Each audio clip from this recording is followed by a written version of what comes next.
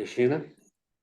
Gente, como hoje, né, é a nossa última reunião desse ano, eu selecionei uma página aqui para a gente ler, do livro Religião dos Espíritos, do Emmanuel, que chama Louvor do Natal. Senhor Jesus, quando vieste ao mundo, numerosos conquistadores haviam passado, cimentando reinos de pedra com sangue e lágrimas. Na retaguarda dos carros de ouro e púrpura, em que lhes fulgia a vitória, alastravam-se como rastros da morte a degradação e a pilhagem, a maldição do solo envelhecido e o choro das vítimas indefesas. Levantavam-se poderosos em palácios fortificados e faziam leis de baraço e cutelo para serem logo após esquecidos no rol dos carrascos da humanidade. Entretanto, Senhor, nasceste nas palhas e permaneceste lembrado para sempre. Ninguém sabe até hoje quais tenham sido os tratadores de animais que te ofertaram esburacada manta por leito simples, e ignora-se quem foi o benfeitor que te arrancou o desconforto da estrebaria para o clima do lar. Cresceste sem nada pedir que não fosse o culto à verdadeira fraternidade. Escolheste vilarejos anônimos para a moldura de tua palavra sublime. Buscaste para os companheiros de tua obra homens rudes, cujas mãos calejadas não lhes favoreciam os voos do pensamento. E conversaste com a multidão sem propaganda condicionada. No entanto, ninguém conhece o nome das crianças que te pousaram nos joelhos amigos e nem das mães fadigadas a quem te dirigiste na via pública. A história que homenageava Júlio César discutia Horácio, enaltecia Tibério, comentava Virgílio e admirava Mecenas, não te quis conhecer em pessoa, ao lado da tua revelação, mas o povo te guardou a presença divina e as personagens de tua epopeia chamam-se o cego Bartimeu, o homem de mão mirrada, o servo do centurião, o mancebo rico, a mulher cananeia, o gago de Decápolis, a sogra de Pedro, Lázaro, o irmão de Marta e Maria. Ainda assim, Senhor, sem finanças e sem cobertura política, sem assessores e sem armas, venceste os séculos e estás diante de nós tão vivo hoje quanto ontem, chamando-nos o Espírito ao amor e à humildade que exemplificaste para que surja na terra, sem dissensão e sem violência, o trabalho e a riqueza, a tranquilidade e a alegria, como bênção de todos. É por isso que, emocionados, recordando-te a manjedoura, repetimos em prece: Salve Cristo! Os que aspiram a conquistar desde agora em si mesmos a luz do teu reino e a força de tua paz, te glorificam e te saúdam. Meus amigos, essas palavras de Emmanuel têm a força da prece para nós. Na realidade, nós queremos render graças a nosso Senhor Jesus Cristo. E é com o coração realmente cheio desse sentimento de gratidão pela sua vinda aqui até nós, pelo trabalho da evangelização dos nossos corações, pelo esclarecimento das nossas almas ainda rebeldes. Por tudo, Senhor, queremos te agradecer. Queremos também, Senhor, que nos dê força, que promova esta nossa conexão com os bons espíritos, para que realmente possamos ser, mesmo que servos infiéis, mas aqueles que estamos buscando nesta realidade atual, cultivar os bons pensamentos, os bons sentimentos e as boas ações. Dê-nos força para isso, Senhor.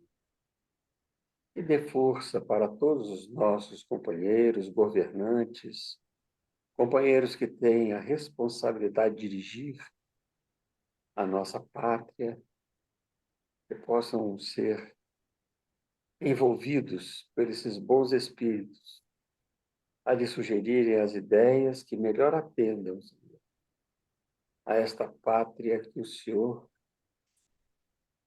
nos deixa chamar de pátria do Evangelho. Muito obrigado. Fique conosco, que assim seja.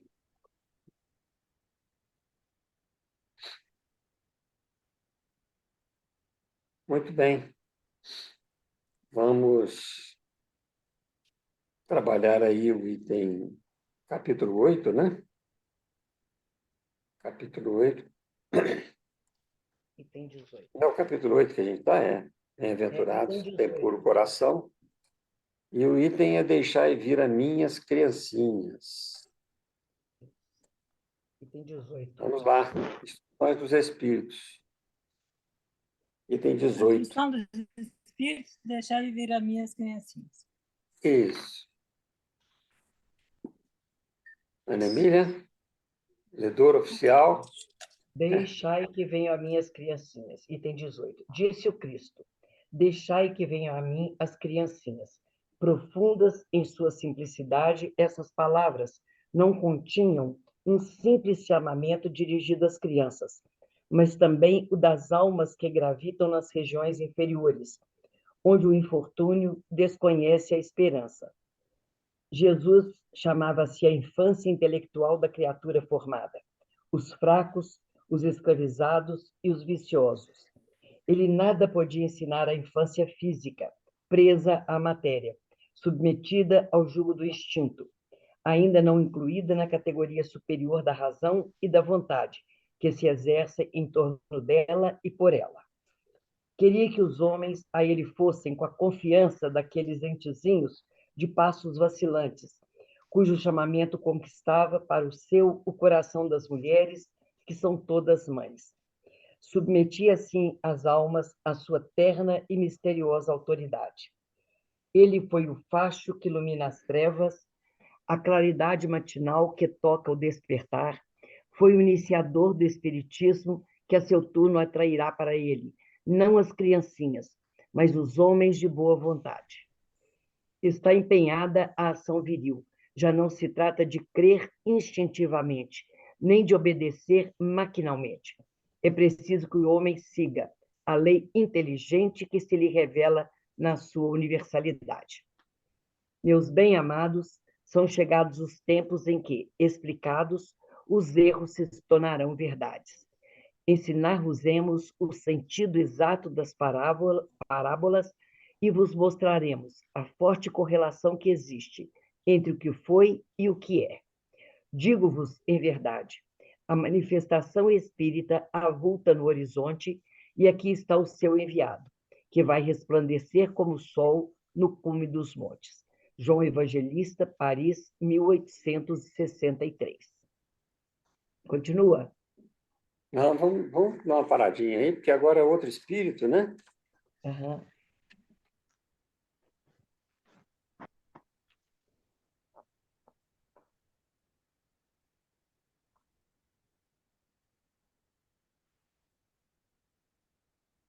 Está valendo a regra. Só para eu provocar, para eu começar, né? Eu falo qualquer bobagem, é bom que eu falo qualquer bobagem, aí todo mundo corrige e vai dar tudo certo. Não, interessante esse texto. Eu nunca tinha pensado nessa forma, é uma frase tão conhecida, tão ouvida, deixai vir as minhas criancinhas. Eu nunca tinha pensado na hipótese de não serem as criancinhas.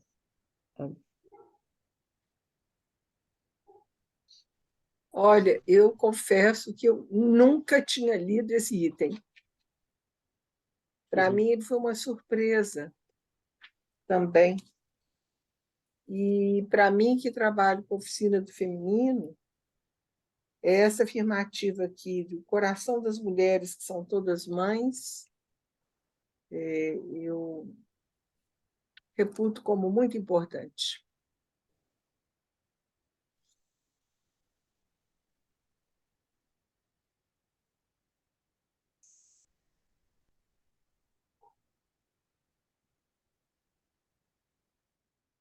Alcione, eu vou fazer coro com você. Quando eu li isso agora no final da tarde, eu parei para pensar e disse, mas eu não me lembro de ter visto, ter lido isso. E sempre imaginei que o Cristo queria deixar e vir a mim as criancinhas como uma forma de abraçá-las pela sua simplicidade, pela sua transparência em tudo, porque a criança é sempre transparente. Né? E aí eu me perguntei, se agora, depois de todos esses anos de espiritismo, eu vejo isso aqui como algo novo, o que eu entendi quando lá estava, quando ele veio? Porque eu acho que a maioria de nós lá estava.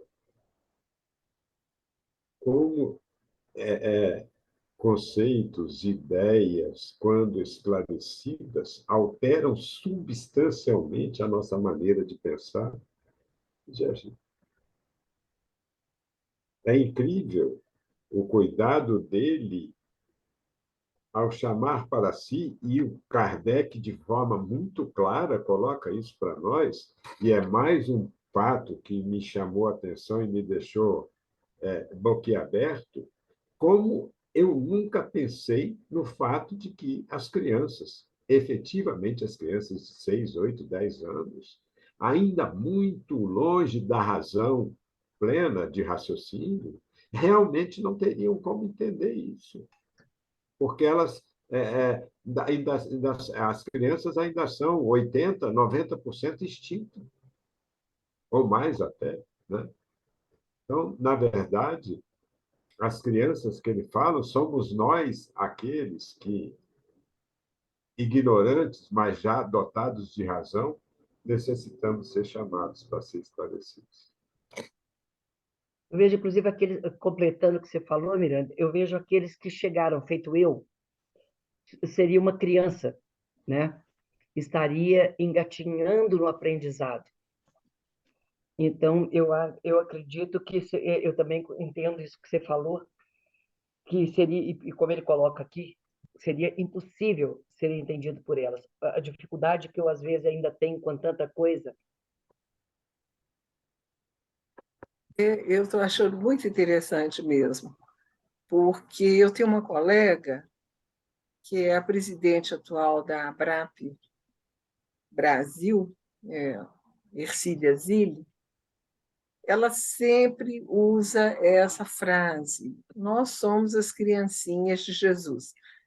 E eu achava assim, bonitinho, romântico, talvez. Ah, nós somos as criancinhas de Jesus. Agora que eu estou entendendo, nós somos mesmo as criancinhas de Jesus. Estou achando melhor que a ameba pensante, acho que eu vou trocar. Já deu uma melhorada, Nelson. Deu uma melhorada, eu estou sentindo que, né? Valeu. Já evoluímos um pouquinho, né? Muito. Ô, Miranda, eu tenho anotado aqui no meu livro que nós estudamos isso em 2009 e em 2015. E eu anotei aqui no meu livro. Infância... Não fala isso, porque a minha vergonha vai aumentar muito. Não. E eu anotei aqui no meu livro infância espiritual.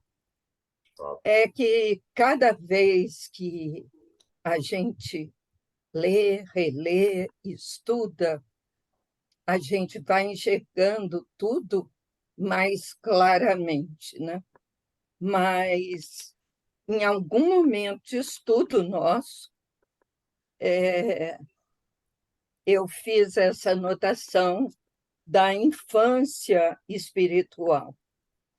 E do tanto que a gente ainda tem a aprender, né?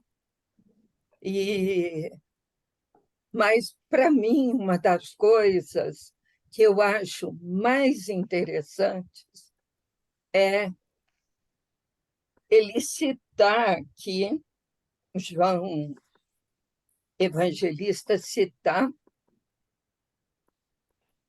que Jesus, aliás, nossa, mãe, eu estou me atrapalhando, que Jesus é o iniciador do Espiritismo e que o Espiritismo vem clarear tudo para a gente, explicar as parábolas para que fique bem entendido. Porque as nossas falsas interpretações ao longo da vida que é essa infância espiritual nossa. Então, com esse esclarecimento todo, a gente absorvendo isso, a gente começa a tomar um pezinho do rumo que a gente tem pela frente, para sair dessa infância espiritual. A gente também não pode esquecer, né?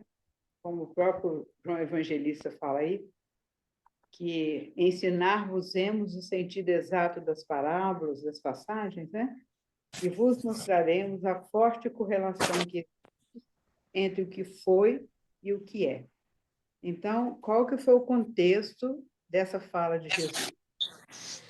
Ele estava lá, né, na rua, na multidão ali, e as crianças se achegam e correm para ele, porque imagina o magnetismo de Jesus, o quanto que não atraía as pessoas e muito mais as crianças, né, pela simplicidade.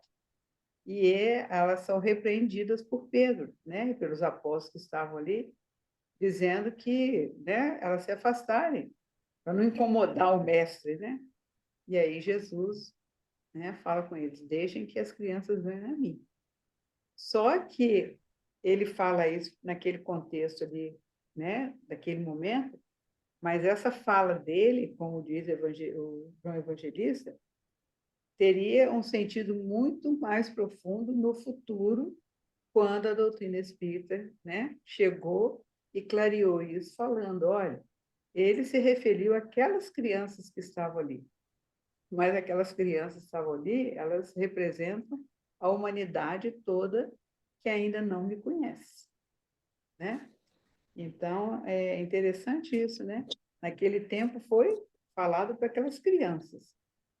O amadurecimento nosso vai chegando, né? Igual o Miranda falou, Alcione, nunca tinha lido isso aqui, nunca tinha prestado atenção nisso aqui, né? A gente vai amadurecendo, vai tendo olhos de ver, e aí, né, cai nessa realidade, né? De ver que realmente, quando Jesus fala das criancinhas, ele está falando com nós mesmos, né? Somos espíritos ainda, em relação à compreensão da mensagem dele, espíritos muito infantis. Espíritos infantis, né? Ainda somos, em relação à mensagem dele, com certeza. E ele fala, né, que, como é que é? Vos mostraremos a forte correlação que existe entre o que foi e o que é.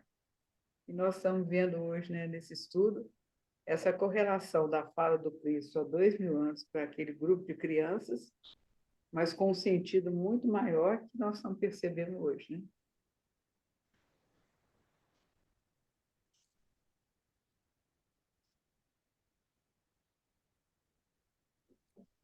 Tudo que tem sentido figurado é muito amplo, né?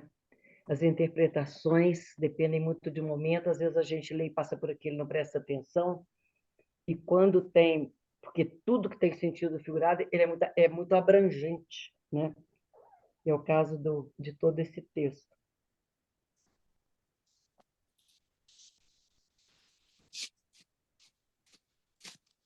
Mais para cá. A câmera cai. Abre as perninhas, ela está com a perninha muito fechada. Bom. O Rê, Oi. outro dia, eu não sei se foi você que mandou, eu não sei o que que é, não. Uma palestra que eu esqueci o nome da mulher também, lá do Célia, aquela que cuida da evangelização lá do Célia, como que ela chama? Vivian Montenari. Isso. E Hein? a Sônia. Sônia. E a Sônia Montenari, são as duas. Pois é. A Ela Lívia- falou, ela deu uma palestra sobre esse tema. Você viu? Ela fez uma live esse final de semana na esquina do Célia, né? Mas ela Não, fez não, uma palestra lá foi há para... mais dias. Não, ela fez uma palestra lá para o Hospital André Luiz, na Semana do Hospital. A Cristina Então convidou foi isso. Então esse foi essa palestra. É. Ela falou sobre esse tema. sobre esse tema, foi mesmo. Uhum. Ela A falou gente- exatamente isso. A gente E entende. também foi novidade quando eu vi, né, ela falando. Veja só, a gente entende também com esta passagem, né, que muitos de nós já não estamos mais nessas condições das almas que gravitam nas regiões inferiores, onde o infortúnio desconhece a esperança. Ou seja, nós não estamos na infância intelectual. Nós já estamos bastante mais adiantados do que a infância intelectual. Nós podemos estar com a moral enfraquecida, mas não na infância intelectual. Jesus chamava-se infância intelectual da criatura formada. Olha só. Os fracos, os escravizados e os viciosos. Então, neste sentido, aqueles que já estão despertados para a realidade espiritual, para essa vida futura, para esses ensinamentos, né, de ordem a elevar o indivíduo, nem essa infância intelectual nós já podemos nos considerar mais, porque nós já sabemos. A gente já tem uma amplitude de percepção entre o bem e o mal muito grande. Nós sabemos exatamente o que é aquilo que está dentro da lei divina e aquilo que não está. Eu estou falando dessa faixa que nós gravitamos hoje, né? Provavelmente, daqui a 1000 anos, estaremos bem com a consciência bem mais ampla. Mas nós estamos mais no sentido de, quando nós queremos, né, e não atendemos a esse chamado, como rebeldes, espíritos rebeldes. Então, aqui, olha, duas coisas que ele coloca. As almas que gravitam nas regiões inferiores, onde o infortúnio desconhece a esperança. É isso que ele quer dizer, né? Um chamamento nesse sentido. Jesus chamava-se a infância intelectual da criatura formada. Então, já há criaturas que estavam formadas, mas ainda escravizadas e viciosas, como os orgulhosos, por exemplo, que fecham os olhos e os ouvidos à realidade espiritual. Ele nada podia ensinar a infância física, porque a infância física é muito difícil.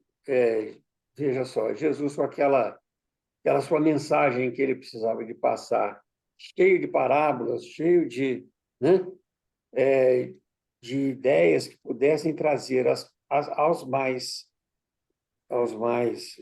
vividos, né, a possibilidade de ser seus seguidores, do que a criança em si. E a criança em si, ela está mais presa ainda a essas situações do mundo que favorecem a percepção é menor. Isso é uma realidade ainda. Veja se os estudos que nós fazemos aqui, uma criança de 8 anos faria agora. Eu acho difícil, né? Acho difícil esse entendimento. Mas, quando ele diz isso, ele está dizendo os fracos. Os fracos em que sentido? Não os fracos físicos, os fracos morais. Os escravizados. Quem são os escravizados? Escravizados às situações morais. Ele está trabalhando esta área moral, porque intelectualmente o indivíduo já está formado. E os escravizados da matéria também, né? Isso é Ao invés. moral, né? Porque estamos nesse sentido, o sentido é moral. Certo? O espírito é um ser moral, então tem que trabalhar a moral, tem que trabalhar a intelectualidade, mas a criatura já está formada, né? Nesse sentido de poder compreender a mensagem. Ainda ele vai continuando, né?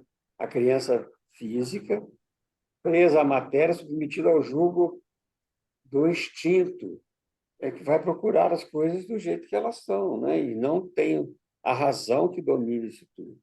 Ainda não incluída na categoria superior da razão e da vontade que se exerce em torno dela e por ela. Então, veja, nós estamos mais nesta fase de ter a razão esclarecida e agora não fazemos teimosia, né? É outra situação. É de por rebeldia, desculpa.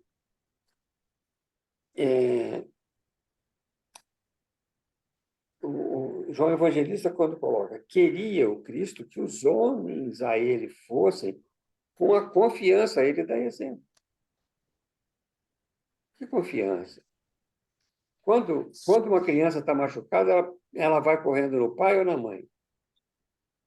Mãe. Hein? A mãe. E o pai ainda vai falar assim, chora não, senhor, deixa ser mole. Né? Mas a mãe, vem cá, senta aqui. Deixa eu ver.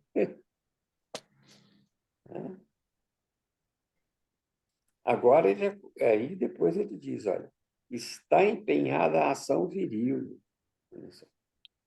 Já não se trata de crer instintivamente nem de obedecer maquinalmente. É preciso que o homem siga a lei inteligente que se revela na sua universalidade.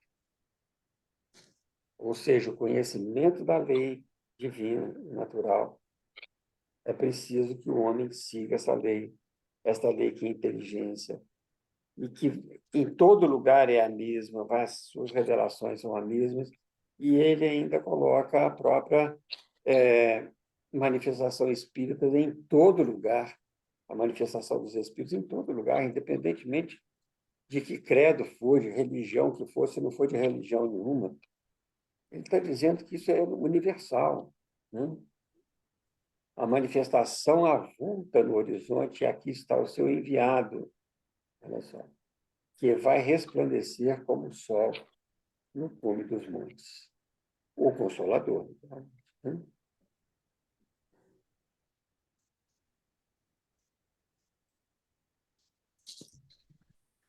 Quando ele diz que foi o iniciador do Espiritismo, nós sabemos que o Espírito de Verdade é Jesus, né? Nós já falamos sobre isso, conversamos, a gente trouxe algumas referências, e realmente ele foi iniciador do Espiritismo. Se colocar nas suas mensagens o que ele fez, o eixo de pregação de Jesus, como o de Paulo de Tarso, né? O de Jesus foi o reino dos céus, o encontro com o reino dos céus, tendo o amor por caminho, né? E, além disso, tendo a vida futura sido provada por ele, não só atendida no sentido de falas dele, mas comprovada por ele. Quando ele, então, se mostra aos discípulos, depois do seu decesso, né? Mostrando que a realidade espiritual era aquela, não era o corpo, mas era aquela que ele estava mostrando ali, que é a sobrevivência ao corpo físico. Então, o eixo de trabalho mesmo de Jesus com relação ao espiritismo foi isso. Ele começou a mostrar a sobrevivência da alma. Paulo entendeu muito bem isso. E colocou: se o Cristo não ressuscitou, se o Cristo ressuscitou, nós também ressuscitaremos. Se o Cristo não ressuscitou, vã é a nossa fé. Olha só, né? Então, Paulo de Tarso entendeu perfeitamente a mensagem do Cristo e começou a trabalhar na sobrevivência. Barnabé e Pedro foram presos porque pregavam a sobrevivência da alma. Eles não pregavam, eles não foram presos porque eles curavam. Eles tinham esse poder de curar, né? A mediunidade curadora. Mas eles foram presos porque eles estavam pregando a sobrevivência. E isso ia ferir os interesses dos sacerdotes, dos escribas, dos fariseus. Então, eles foram presos. A sobrevivência da alma foi aquilo que nós estudamos no segundo capítulo, né? A vida futura. Meu reino não é deste mundo. Então, é o principal ponto que a gente deve observar. Já falei demais. Vamos lá? Importante como o Cristo no leme, tudo vai se explicando, tudo vai se esclarecendo, né? E eu estava pensando aqui, ao mesmo tempo, falando das crianças, como nós, ou pelo menos como eu entendia antes, né? E ele vinha valorizar a simplicidade, a espontaneidade das crianças. Impressionante como a nossa responsabilidade aumenta, não só diante daqueles que espiritualmente são crianças e não têm o conhecimento intelectual que a gente tem, o conhecimento do evangelho que a gente tem, e juntar esses efetivamente com as crianças, porque o germe dos conceitos morais vão ficar ali latentes para desabrochar mais tarde. Incrível como tudo se encaixa, né? Como tudo tem uma razão de ser. O grande problema é que, na nossa intelectualidade, nós nos descuidamos dos conceitos morais e da maneira simples como essas coisas são colocadas. E como o Cristo trouxe e só vai ampliando, abrindo conceitos e ideias para a gente a respeito dos diversos temas. Mas, importante, eu queria chamar a atenção, então, que a gente não se descure das crianças, exatamente porque elas estão na fase fértil do plantio.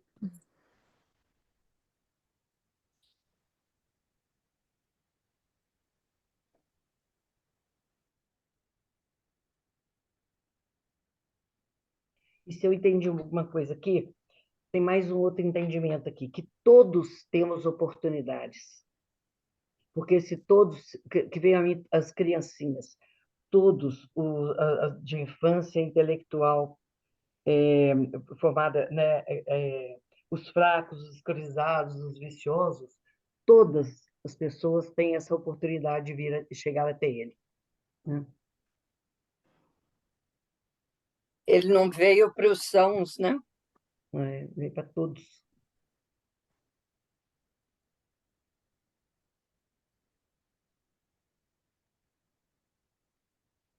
Vamos lá?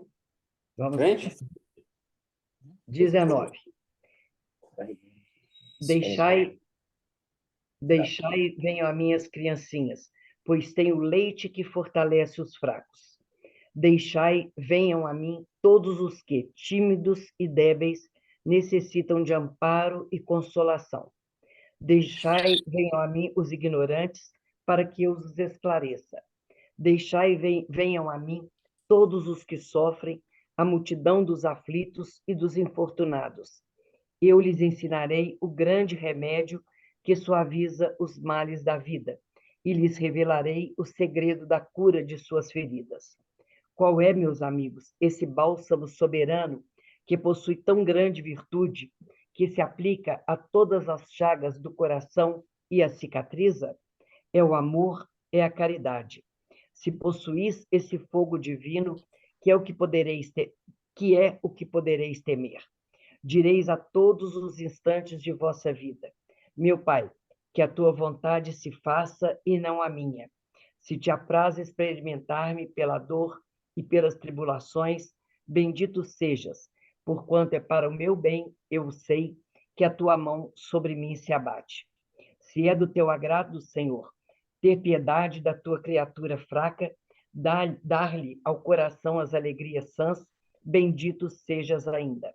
Mas faze que o amor divino não lhe fique amodorrado na alma, que incessantemente faça subir aos teus pés o testemunho do teu reconhecimento. Se tendes amor, possuís tudo o que há de desejável na terra. Possuís preciosíssima pérola, que nem os acontecimentos, nem as maldades que vos odeiam e persigam poderão arrebatar. Se tendes amor, tereis colocado o vosso tesouro lá onde os vermes e a ferrugem não o podem atacar, e vereis apagar-se da vossa alma tudo que seja capaz de lhe conspurcar a pureza. Sentireis diminuir dia a dia o peso da matéria, e qual pássaro que adeja nos ares e já não se lembra da terra, subireis continuamente, subireis sempre, até que vossa alma, inebriada, se farte do seu elemento de vida no seio do Senhor, um espírito protetor. Bordeaux, 1861. Bem bom aqui para você ver. Vai acontecer igual o meu. Vai.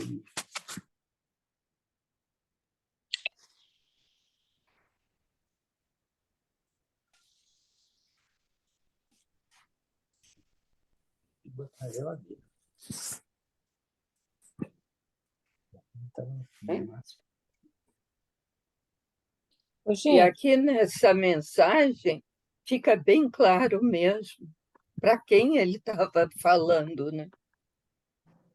Deixai vir a mim as criancinhas, pois tenho leite que fortalece os fracos.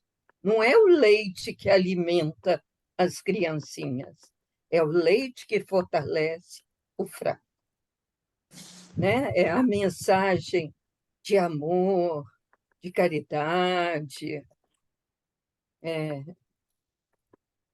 Essa mensagem desse espírito é muito feliz, a colocação dele. Eu ouço essa mensagem como se fosse uma música distante, né? Esse é um anúncio, é a boa nova. Se tendes amor, possuís tudo que há de desejável na terra. Isso é um devir, né, gente? Isso é um devir, é um anúncio. É um anúncio. Para mim, é um anúncio, né? A primeira parte fala assim de toda a carência.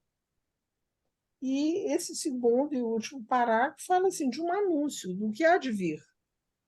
Mas eu não sinto que isso é algo que esteja sendo coletivamente vivido, né? Um ou outro experimenta essa entrega inebriante, né? É uma confiança absoluta, uma fé inabalável. Essa coisa de ápice, né? Já é uma coisa lá do ápice, né? Até que vossa alma inebriada se farte do seu elemento de vida no seio do Senhor. Quer dizer, é uma integração, é praticamente um Cristo. Quando ele dizia que eu e o Pai somos um, né? Então ele já estava uno lá. Isso aqui é um anúncio. Para mim, é um anúncio. Eu ouço assim, aquela música linda lá longe. Ai, ai. Celso, É isso aí. mas eu fico pensando assim, por que esse espírito protetor diz assim, deixai e venham a mim as criancinhas, pois tem o leite que fortalece os fracos. Vou colocar só isso aí para a gente pensar. Por que é o deixar e vir a mim? Que nossa colocação para nós agora, certo? que é esse deixar e vir a mim? Para mim, o que isso tem assim dentro de mim? O que eu posso fazer para não impedir que esta aparente ignorância, né, e fraqueza da criança, né, que é a representação do que está aí, o que eu posso fazer para isso? Se eu já tenho uma consciência um pouco mais elevada, será que nós não estaríamos, por exemplo, negando o leite que fortalece os fracos, deixando de fazer algo no sentido de esclarecimento, de trabalhar para que eu os esclareça, como ele diz, deixa vir os ignorantes para que eu os esclareça? Exatamente, porque eu já tenho, porque eu sou capacitado para fazer. Será que ele não está assim colocando essas situações para que a gente veja as nossas responsabilidades perante a humanidade que nos cerca? E qual que é a proposta? É que a gente aprenda realmente o que é o amor. A caridade é fácil até, porque ela está bem explicada, né? Ela está bem colocada pelo Espiritismo para nós. A caridade é um processo de relacionamento. Não é algo que eu vou, faço e acabou. É um processo de relacionamento constante. Então, se possuís esse fogo divino, o que é o que podereis temer? Olha só.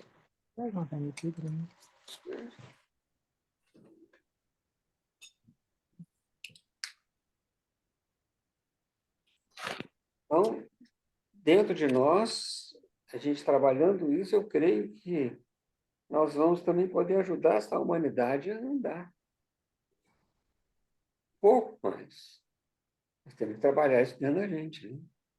É o que eu vejo aqui na mensagem, certo? Não sei se estou exagerando, né, na minha colocação. Não, muito pelo contrário. Eu acho que é mais amplo até do que isso.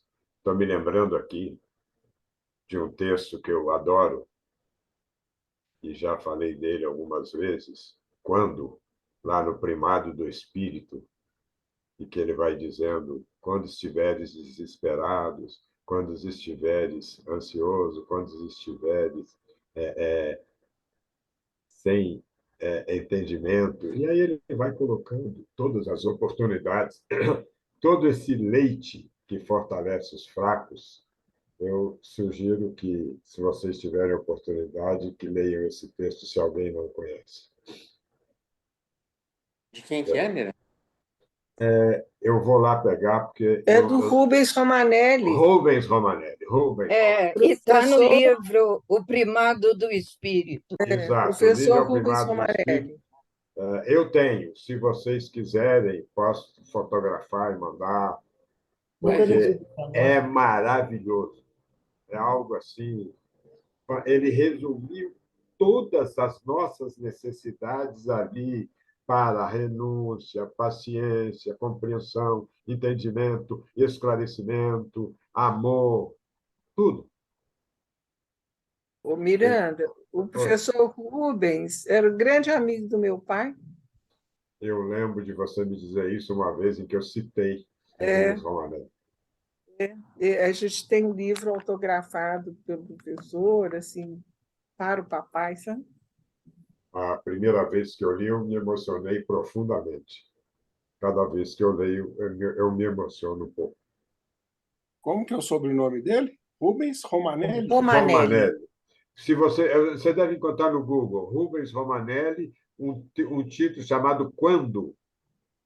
Quando estiveres desesperado, quando estiveres perdido. E aí vai. Ele vai colocando, venha até mim que eu sou esperança, venha até mim, enfim. Mas melhor vocês lerem no original. A família Romanelli é muito grande, Pedro Leopoldo. Não sei se ele... Exatamente. Exatamente. Aí ele se casou com uma senhora da Lituânia. né? E os filhos ganharam o sobrenome de Zapovitz, aí ficou a família Zapovitz Romanelli. As filhas, elas foram minhas contemporâneas de escola primária.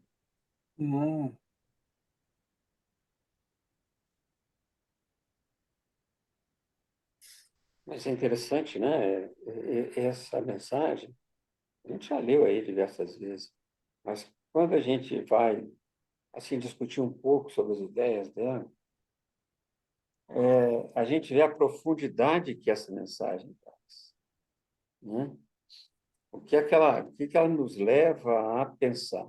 Porque todas essas instruções são para nós, né? Para mim, para a Regina, para vocês, para cada um de nós. E com que finalidade? É de a gente conquistar a felicidade. Uma felicidade que, como ele diz aqui, os vermes e as ferrugem podem atacar. Então, é uma situação em que a gente está sendo convidado, né, a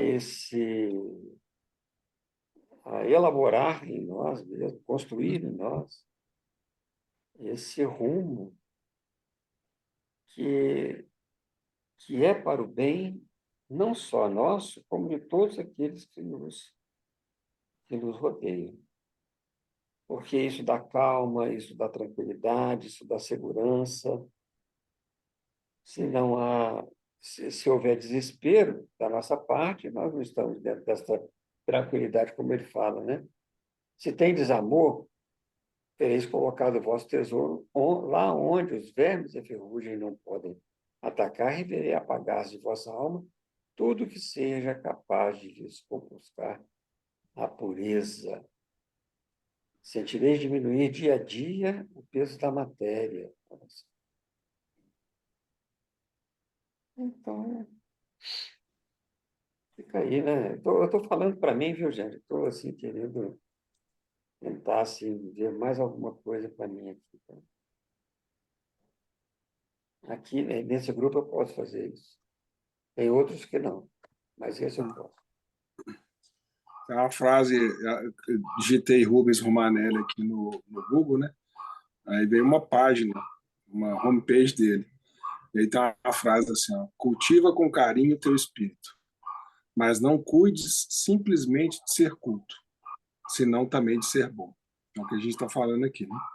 A cultura poderá dar-te a glória dos homens, mas só a bondade poderá conferir-te a glória de Deus. Gente, lá no grupo José Teodoro, tá a poesia lá que o Miranda falou, viu? Declamada. Poesia. Ótimo. Vocês olham. Aí eu coloco no grupo. Temos ainda tempo para ir mais uma, né? Vamos a 20. Vamos em frente? Até a 21? Vai até a 21, Valdemar?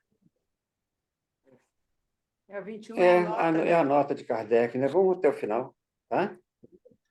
Bem-aventurados os que têm fechados os olhos. Tem uma nota de Kardec. Esta comunicação foi dada com relação a pessoa cega, a cujo favor se evocar o espírito. J.B. Vianney Curadar. 20. Meus bons amigos, para que me chamastes?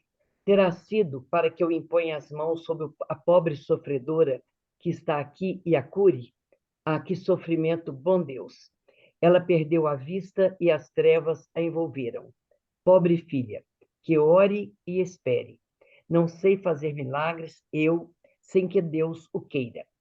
Todas as curas que tenho podido obter e que vos foram assinaladas, não as atribuais senão àquele que é o Pai de todos nós.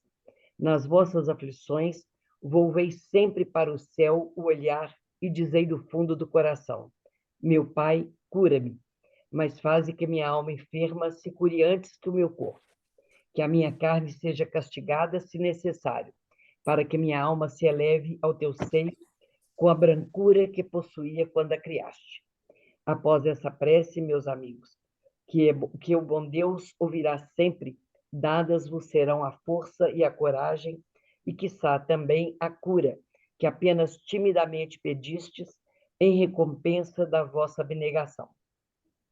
Contudo, uma vez que aqui me acho numa assembleia onde principalmente se trata de estudos, dir-vos-ei que os que são privados da vista deveriam considerar-se os bem-aventurados da expiação. Lembrai-vos de que o Cristo disse, convir, que arrancasseis o vosso olho se fosse mau, e que mais valeria lançá-lo ao fogo do que deixar se tornasse causa da vossa condenação. Há quantos há no mundo que um dia, nas trevas, maldirão o terem visto a luz. Oh, sim, como são felizes os que, por expiação, vêm a ser atingidos na vista. Os olhos não lhes serão causa de escândalo e de queda. Podem viver inteiramente da vida das almas. Podem ver mais do que vós que tendes límpida visão. Quando Deus me permite descerrar as pálpebras a algum desses pobres sofredores e lhes restituir a luz, digo a mim mesmo, alma querida, por que não conheces todas as delícias do Espírito, que vive de contemplação e de amor?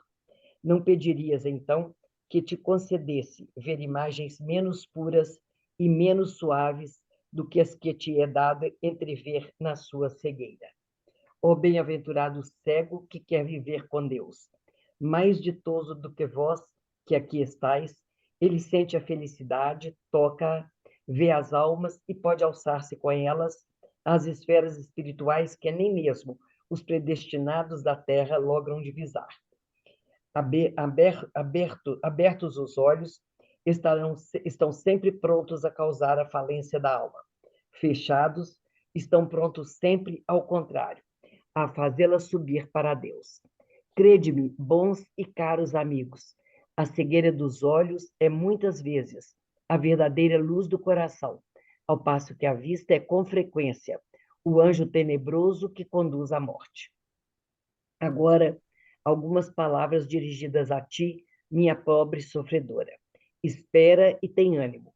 Se eu te dissesse, minha filha, teus olhos vão abrir-se, quão jubilosa te sentirias. Mas quem sabe se esse júbilo não ocasionaria a tua perda. Confia no bom Deus, que fez a ventura e permite a tristeza. Farei tudo o que me for consentido a teu favor. Mas a teu turno, ora, e ainda mais, pensa em tudo quanto acabo de te dizer. Antes que me vá, recebei todos vós que aqui vos achais reunidos a minha bênção. Vianney Curadá, Paris, 1863. 21. Nota. Quando uma aflição não é consequência dos atos da vida presente, deve-se-lhe buscar a causa numa vida anterior. Tudo aquilo a que se dá o nome de caprichos da sorte, mas não é do que efeito da justiça de Deus, que não inflige punições arbitrárias, pois quer que a pena esteja sempre em correlação com a falta. Se por sua bondade lançou um véu sobre os nossos atos passados, por outro lado, nos aponta o caminho, dizendo: quem matou a espada, pela espada perecerá. Palavras que se podem traduzir assim: a criatura é sempre punida por aquilo em que pecou. Se, portanto, alguém sofre o tormento da perda da vista, é que esta lhe foi causa de queda.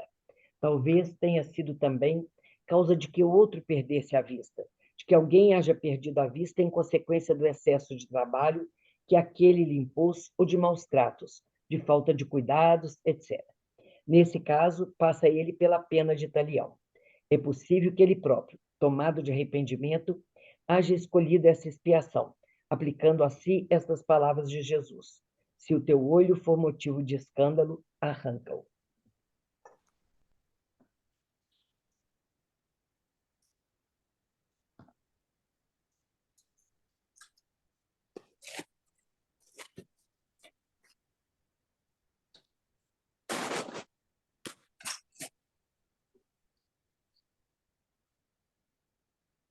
Começar? Eu vou voltar no passado e fazer uma homenagem ao meu colega de faculdade, chamado Luiz Geraldo de Matos. Cego, tinha os outros sentidos de tal forma desenvolvidos para a compensação que eu daqui a pouco conto um fato meu com ele. Mas excepcional aluno, tranquilo, aceitou integralmente a dificuldade da cegueira e não havia nada que o fizesse ficar desequilibrado e tal. Pode até ter acontecido, mas nunca o vi assim. Sempre tranquilo, sempre alegre, sempre brincalhão, sempre amigo. Ele sabia o nome de cada um de nós da nossa turma, e eram 60 pela voz. Ele fazia as provas em braille e acabada a prova, ele dizia, professor, terminei. Ele sentava na frente do professor, ele lia a prova em braille e recebia a nota na hora. A gente brincava que ele era privilegiado, que ele já sabia com antecedência. Mas um fato que me chamou a atenção, e eu fui conversar com ele, é que ele gostava de futebol e ia para campo constantemente. Aí eu dizia para ele, falou, Luiz, me explica aqui, como é que pode você, com essa cegueira, você não enxerga nada e você vai para campo? Ele virou e disse assim, palavras minhas, tá? Eu vou passar a ideia dele. Eu enxergo tanto quanto vocês, porque sussurros, reações de cada um daqueles que estão à minha volta, que às vezes vocês não percebem, os meus ouvidos percebem todas. Então, eu sei se é um momento de perigo, se é um momento bom, ele era cruzeirense também, que o Cruzeiro está atacando e tal. E ele me deu uma aula sobre essa sensibilidade dele, algo assim fantástico. E ele era uma pessoa muito quista em Belo Horizonte, já faleceu. Ele, inclusive, foi diretor daquele Instituto de Cegos, que tem ali na Augusto Lima, São com, Rafael. com contorno. O São Rafael, exatamente. Então, toda vez que falo em cegueira, eu quero sempre trazer esse exemplo que foi assim, me deu lições fantásticas, não só para mim, para a turma inteira. E, por sorte, eram 4 turmas, ele era da minha turma, graças a Deus. Tem uma coisa aqui nesse texto que eu achei muito interessante. Ela perdeu a vista e as trevas a envolveram. Essas trevas aqui me parecem que são trevas da alma, e não da escuridão de não poder ver, porque na prece está aqui, meu Pai, cura-me, mas faze que minha alma enferma se cure antes que meu corpo. Então, a confiança, né, que muitas vezes, ou na maioria das vezes, a gente não tem em Deus, não tem. Que a gente se revolta com uma condição em que a gente está, e aí essa escuridão nos toma a alma, né? Então, é uma alma enferma. Pode ser, né? Concordo com você. Tem um estudo da Hannah Wolff, daquele livro Jesus Psicoterapeuta, que é um livro até que o Divaldo às vezes cita nas palestras dele. A Hannah Wolff é uma alemã e ela é uma psicóloga junguiana. E ela se interessou pelas parábolas, né? E pela psicoterapia do Cristo. Então, ela teve esse insight, ainda que não sendo cristã, de perceber nas técnicas do Cristo um método terapêutico. É muito interessante. Para quem gosta do tema, é interessantíssimo.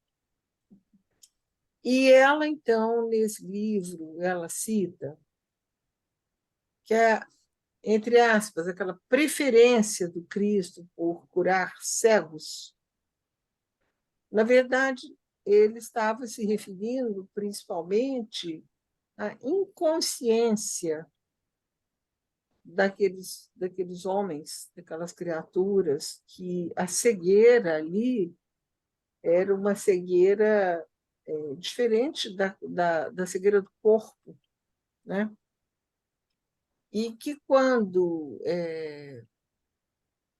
por exemplo, né, ela fala lá que a menor sessão de terapia do mundo é aquela do cego de Jericó, quando ele clama pelo Cristo, e o Cristo pergunta: o que queres que eu te faça? Ele fala: quero ver. E o Cristo responde: então veja. Pronto, acabou.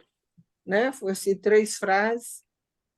Então, esse então veja tome consciência. Né? E nesse sentido, somos todos cegos. Né? Nesse sentido, nós somos todos cegos. A gente apenas entrevê, né, alguma luz. Eu acho que é isso que nós estamos falando aqui hoje. Né? A gente tem uma visão nublada, né, da verdade. Não estamos em trevas mais, graças a Deus, mas, assim, uma luz mesmo, a gente ainda nem dá conta, né? Nem daria conta de vislumbrar, né? Então, estamos aí. E eu acho muito interessante, eu concordo, né, com essa colocação dela, que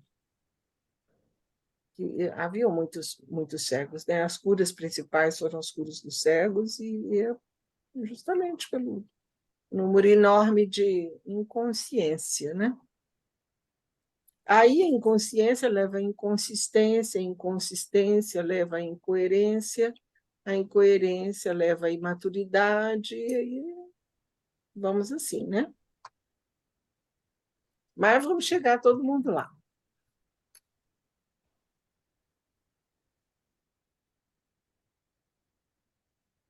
Segunda vez que alguém fala algo nesse gênero, por favor, me dê a mão. Essa mensagem é bastante esclarecedora, e como diz também na Revista Espírita, quando Kardec traz para nós sobre uma criança de 12 anos que era cega, e para que ela se curasse, né? Jovem, para que ela se curasse, precisava de curar primeiro a alma. Ele tem a mensagem a cura moral de um encarnado, chama a mensagem. E ele fala a dificuldade que é moralizar o encarnado e mais fácil um desencarnado. Kardec faz esse comentário e São Luís, então, traz esta mensagem, né, sobre a criança que poderia ser curada pelo magnetismo. Né? Mas ela não queria, porque ela não queria mudar um grãozinho a sua moral, a situação que ela já trazia do passado. Então, enquanto isso não ficar resolvido, muitas coisas não podem ser feitas. Jesus não curou a todos os cegos. Né? A gente sabia que os cegos daquela época, eles andavam, como era pedintes, andavam em dupla. Eles não andavam sozinhos, andavam em dupla. O cego Bartimeu levantou, né, e foi atrás, né? E clamou por Jesus. Foi até repreendido por isso. Jesus o cura, mas pergunta: o que queres que eu te faça? Então ele fala: eu quero que o Senhor me faça ver. Realmente era a necessidade maior dele. Mas ele continuou seguindo Jesus. Então, veja, a cura dele foi o seu despertamento, foi levantar, buscar na realidade o Cristo, né? Nesse sentido, mais profundo da ideia. Agora, essa jovem, essa senhora, uma senhora jovem, uma pessoa, né? Pessoa certa. Pobre sofredora que aqui está, quer que eu a cure.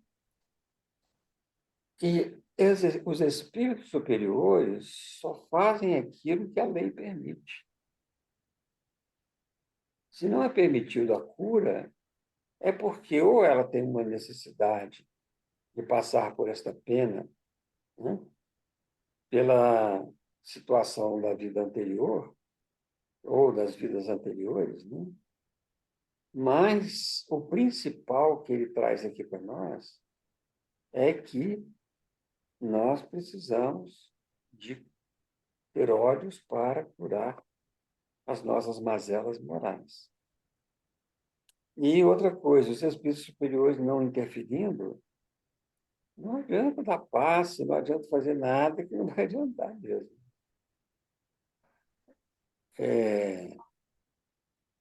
É lógico que na época de Jesus a medicina não estava tão avançada como está agora, que às vezes um implante de uma lente, uma coisa qualquer, né?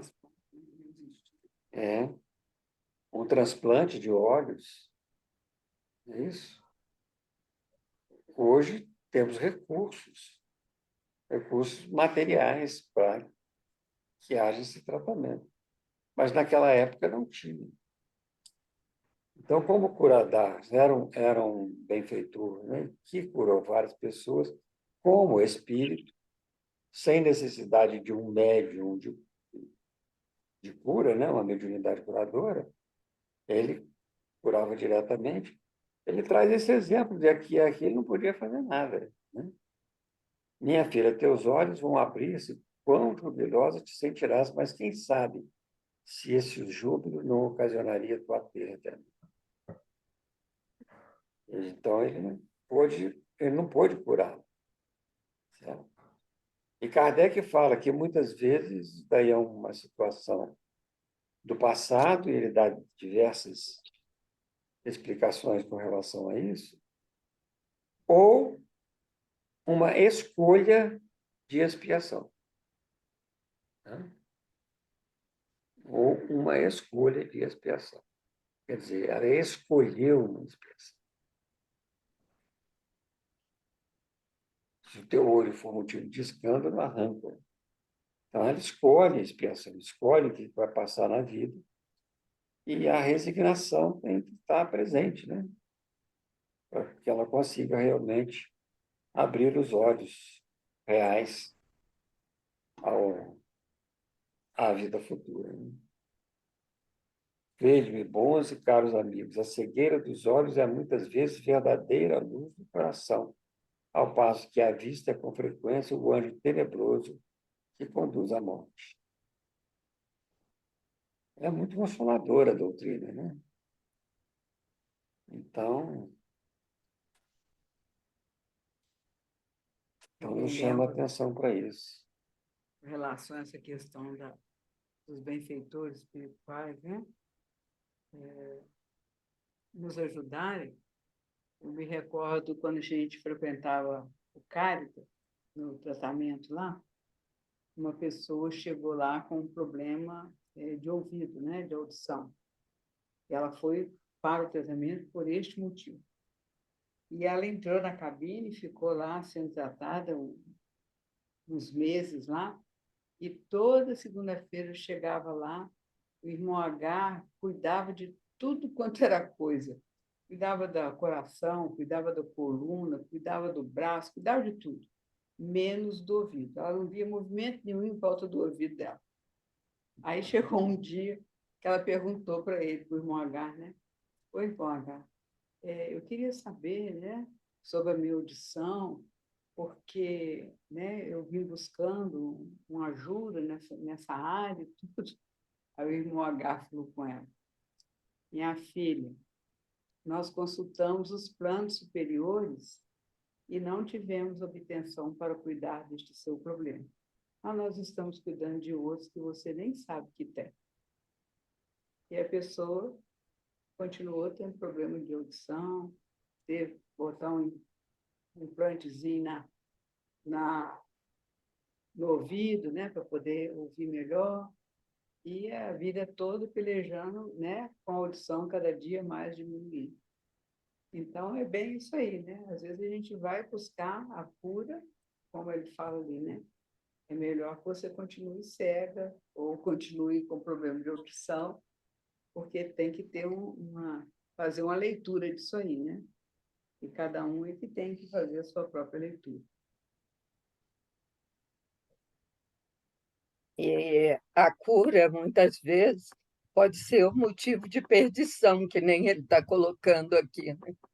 Se eu te devolver a visão, quem sabe isso não vai ser o motivo da sua perdição, né? Então, tem que curar a alma. Ah, eu ia discutir com Deus. Não é? Quando é que você enxergar pode ser sua perdição? Por que não é perdição dos outros? É só a minha. Aí é que tá, né? Por isso que ele é esperto, que os olhos não veem, o coração não sente, né? A perdição da pessoa que não dá valor para a visão, que olha para o outro, julga a roupa, julga o comportamento, gera pensamentos invejosos, analisa um ambiente como aconchegante ou não. Convenceu, Claudinha? Já convenceu. Já... Aí, ó, se Deus me falasse esses argumentos todos, eu ia aceitar caladinha. Que curioso, né? cobiça a mulher do curioso que próximo. o papai falou do colega dele, que era um ótimo aluno. Claro, ele não tinha nem a visão para se distrair, olhar E para o não tinha- celular, para a Não tinha televisão. nem como colar dos colegas, não podia nem colar dos colegas. Então, a visão nos distrai, a visão nos Não, tira aqui, o claro que foco. tinha. Os outros sentidos dele eram aguçadíssimos. Então, às vezes, ele chegava com algum colega que cumprimentava, começava a conversar e dizia assim: Você está com algum problema, meu amigo? Porque ele percebia no tom da voz alguma coisa desse tipo. Ele tinha o ouvido assim aguçadíssimo. São as compensações que a natureza nos dá. Oh, Deus. Ninguém fica, Bia, você falou isso no começo do nosso estudo, ninguém fica sem N oportunidades. A paciência do Pai é de tal ordem que ele vai nos dando chance, vai nos dando chance, vai nos dando chance. De vez em quando ele fala: Ô, meu amigo, aqui, você está muito devagar. Vê se melhora um pouquinho, porque senão cada vez vai ficar mais pesado. Mas as oportunidades todas estão disponíveis para nós sempre. Gente, para nós que temos 2 braços, 2 pernas, temos visão, temos os sentidos todos funcionando bem, pode parecer uma coisa assim muito complicada não ter alguma coisa, né, desse tipo. Mas nós vimos um programa sábado sobre atletas paralímpicos. É claro, não são todos os deficientes físicos que têm alguma deficiência física que consegue se superar dessa maneira, mas as condições têm, né? E eles vão mostrando o que cada um daqueles, sem pernas, sem braços, sem visão, sem audição, o que eles dão conta de fazer. E uma das moças do programa, uma atleta, ela falou: nós somos normais. Vocês é que não nos enxergam normais. Muito bacana o programa, né, Miranda? Muito bom. São superações que também são lições de vida para nós. Pessoas que superam limitações assim, que você pergunta, como é que pode? Aliás, o Jesus, o quê? Gonçalves. Jesus Gonçalves, gente, tetraplégico, ele ia fazer as palestras em maca. Não, esse é o Jerônimo. Ah, não, o Jerônimo. Ia fazer palestra em maca. A cabeça ótima. Você tem, assim, tem um exemplo clássico histórico da guerra de Atenas e de qual a outra? Esparta, no desfiladeiro das Termópilas, em que 300 espartanos enfrentaram não sei quantos mil atenienses. E eles ganharam. Me perdoe que eu não vou lembrar o nome.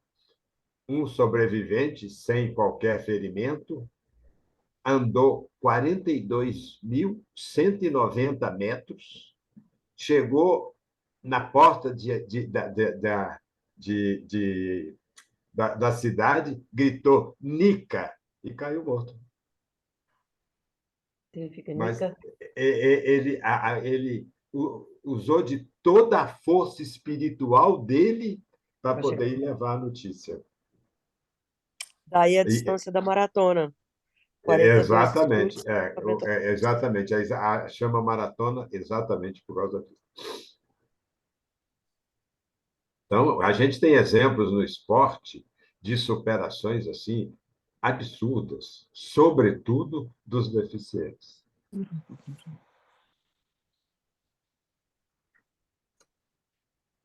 Que a gente acha, né, que é deficiente, mas eles têm tantas outras coisas para compensar.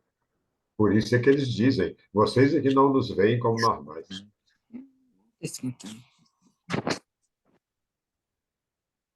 Fernando da Prístila botou prótese no quadril dos dois lados e virou atleta. É isso aí.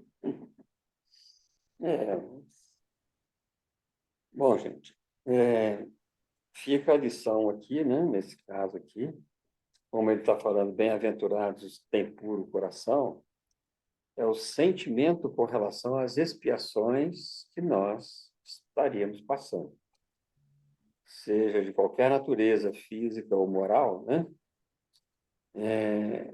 E as expiações, realmente, ela quase que se dá nesse setor mais físico, mas como prova moral, fica para nós a grande lição aqui. Mais vale curar a alma do que o corpo. É lógico que nós vamos precisar procurar a cura do corpo, porque nós temos esta obrigação pelo instinto de conservação. Além do instinto de conservação, né, nós temos recursos que nos permitem buscar a manutenção do corpo sadio para que a gente possa realmente exercer a nossa missão aqui na Terra. Né? Ele é um instrumento da evolução. Instrumento da evolução. Agora, mas antes, o principal é a cura da alma. É a nossa cura moral, né? Da nossa parte.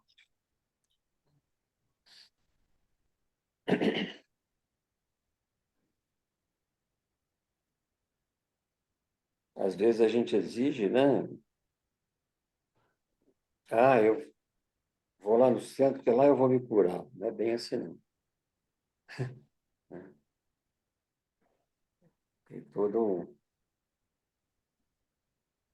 Tem todo um passado, né?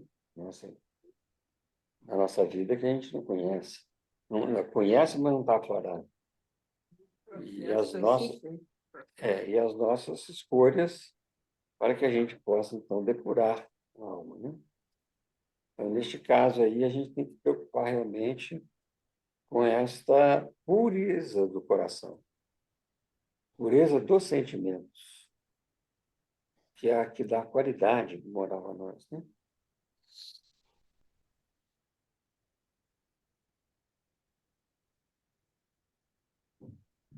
Muito bem. Agora, o ano que vem, começamos um capítulo novo. Bem-aventurados que são brandos e pacíficos. É tudo, gente? Cadê eles? Vai, tá tudo aí na tela, Leia. Aí eu estou vendo um monte aqui, ó. Estou vendo um monte aí também. Ô, Ainda bem que eu gente, me vejo. esse lado de cá Atenção. é tão calmo e pacífico. Vocês estão me ouvindo? Então, Que o celular do Claudio já esquentou tanto que pifou. Aí eu peguei o meu está pelando. Não sei, acho que fazer essa aula pelo celular esquenta ele demais da conta. Eu É acho que sério. é a cabeça desse celular. Como? Eu acho que é a cabeça do celular que está fervendo com tanta informação. Não, é Não se a sério. nossa está, dirá deles. ó, ele tem menos capacidade, já que ele tem Nossa, menos tamanho toda hora eu mudo do ele de que, do posição que o aqui na minha mão. computador. O meu eu tive que colocar na geladeira, de tanto que Ué? esquentou. Isso. Ué. Ele deu um alarme aqui, estava no O máximo, tive que botar na meu, geladeira. toda hora eu mudo até o dedo que eu estou segurando aqui, porque ele está esquentando sempre demais. O calor aqui é meio bravo que gera aqui, viu? Nossa, mãe. É porque nós falamos demais. Eu acho também. Acho que é isso. Bem, gente, retornamos no dia 31. Né? E vai ser aqui em casa. Vai ser na Olha, casa. Letícia, não tem que arranjar ninguém para tomar conta dos meninos, não. É para trazer os meninos. Viu? Escutou, Letícia? Pode trazer eles, que eles vão ficar numa salinha aqui, vendo televisão, numa boa. Tem Tá Wi-Fi, bom? né? Hein? Tem Wi-Fi, né? Tem. Tem para eles. Vai jogar joguinho, Bia. Ah, eles vão querer joguinho. Aí joguinho a gente presta celular para eles. Porque na televisão aqui da sala eu não tenho. Porque aí não precisa ficar ninguém online, a gente vem todo mundo para cá. Vocês perderam, eu ia fazer uma coisa bem gostosa para vocês. Vou fazer agora para vocês.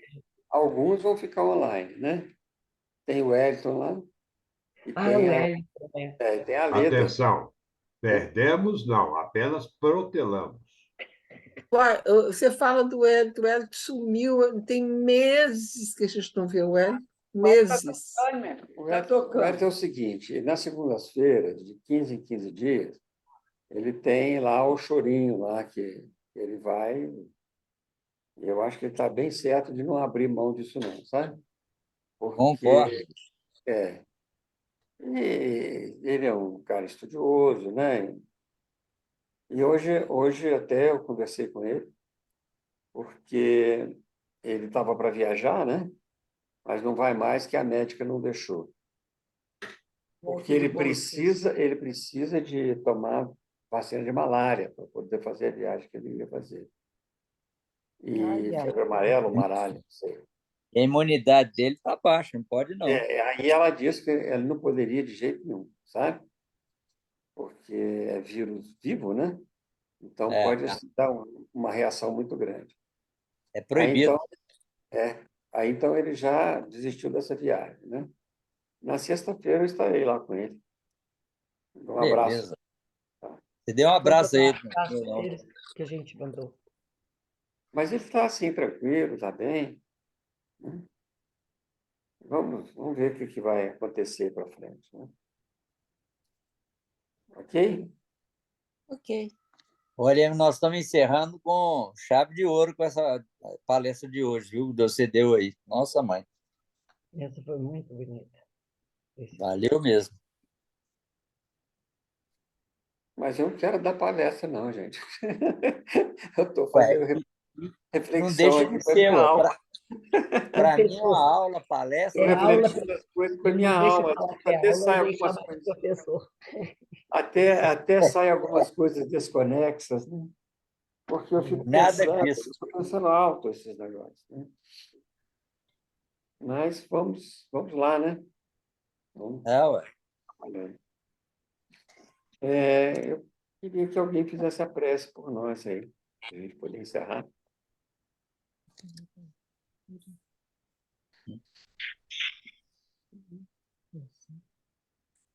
Aí Gente, do seu ladinho, ó. nós começamos a nossa reunião hoje com uma página do Emmanuel, né? E como a gente está falando aí de crianças espirituais, nós já temos muito tempo, né, que estamos nessa infância aí, né? E tem a última página aqui do livro, né, Religião dos Espíritos, que fala exatamente desse tempo, né, nosso aqui na Terra e do aproveitamento dele. Então, eu posso ler para a gente encerrar nossa reunião? Claro, claro. Você repete a questão? 600?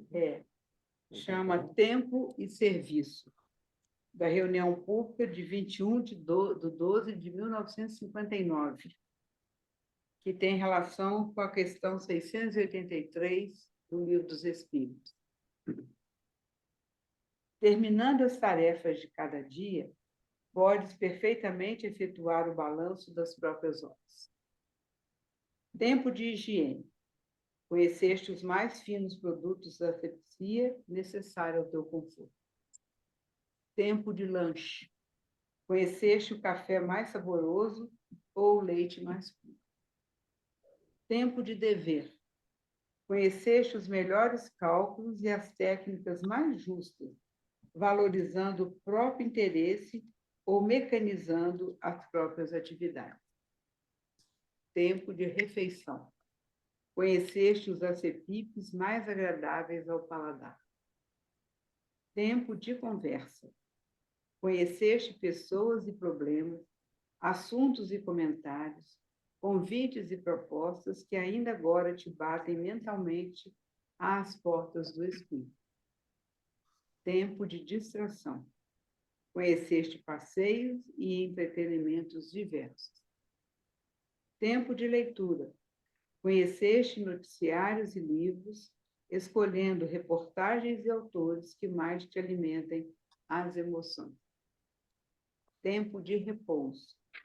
Conheceste os mais adequados processos de descansar, preferindo leitos ou poltronas, redes generosas ou bancos acolhedores ao ar livre. Conheceste, assim, algo de tudo que representa conforto e segurança, rotina e convenção no caminho diário. Entretanto, fazendo o inventário de teus impulsos e palavras, movimentos e ações, recorda que a lei divina te conhece igualmente. Não por teu nome e nem pelo espaço que ocupas. Não por teu título, nem pelos direitos que te competem. Não por tua crença religiosa, nem pelo consolo que ela te dá. Não pela extensão dos teus dias e nem por teu grupo doméstico. Na esfera superior, és visto pelo que fazes. O auxílio que prestas ao bem dos outros é nota de crédito em tua ficha.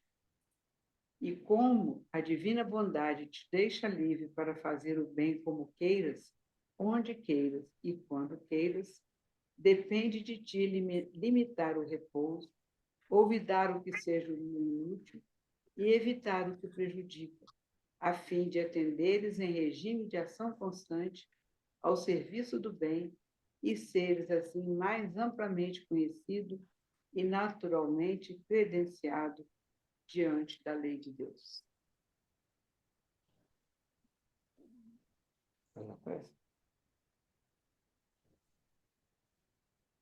Eu já falei muito hoje.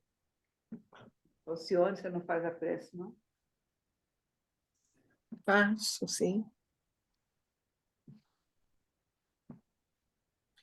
Eu acho que hoje a primeira leitura, né, propiciou em nós alguns sentimentos de gratidão que o próprio Valdemar manifestou pela presença do Cristo nas nossas vidas, né? E acho oportuno a gente encerrar esse ano ainda nesse clima da gratidão, com um ano de muitos desafios para todos nós, sem exceção. Muitos desafios. Desafios de ordem de saúde, desafios de mudanças de vida, desafios de resiliência, né?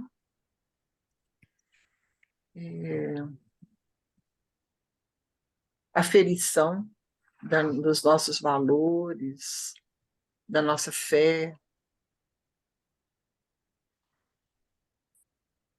Digamos que foi um ano onde a gente andou fazendo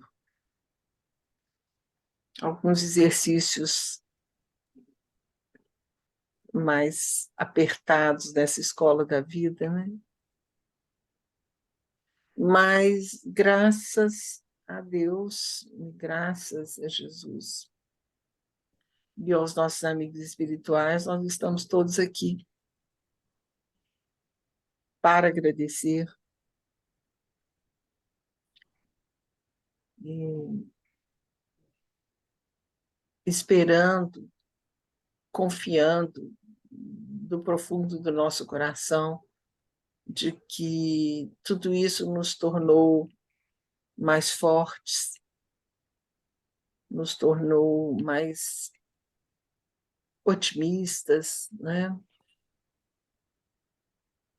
Nos tornou mais conscientes, menos cegos, quem sabe mais amadurecidos, menos infantis, diante dessa programação, que é o sermos contemporâneos nesses tempos de grandes mudanças planetárias.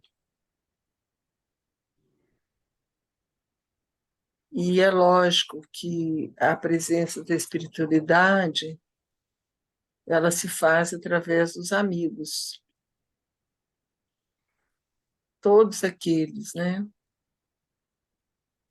Todos vocês, todos nós, que destinamos uma palavra amiga, uma mensagem, uma presença, um sorriso, uma lembrança, uma página, uma vibração, uma prece para cada um de nós.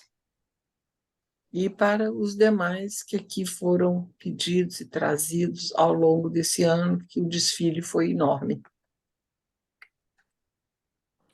Então, por tudo isso, nós temos que agradecer. Estamos agradecidos por mais um ano juntos.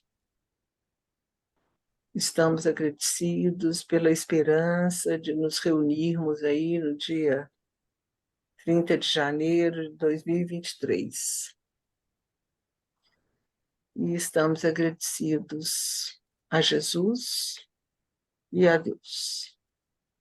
Que assim seja.